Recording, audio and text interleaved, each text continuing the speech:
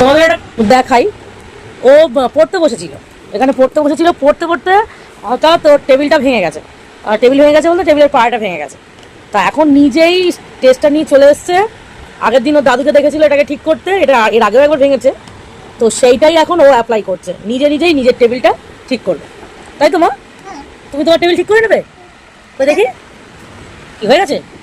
বাহ, সুন্দরভাবে দেখি। নড়ছে না? নড়ছে না। সোনা মা আমাদের টেবিল ঠিক করে নিয়েছে, তাহলে আর আমাদের কাউকে দরকার নেই, তাই তো মা? আর সোনার টেবিল ঠিক করে নেবে। একটু তাকাও, মন দিয়ে কাজ করছে।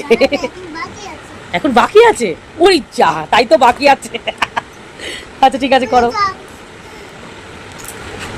করো করো। আচ্ছা লাগছে না, ঠিক আছে করো। কারোর মিস্ত্রি দরকার হলে আমাদের বাড়ি বলবেন। আমার সোনা সারিয়ে দেবে সব কিছু।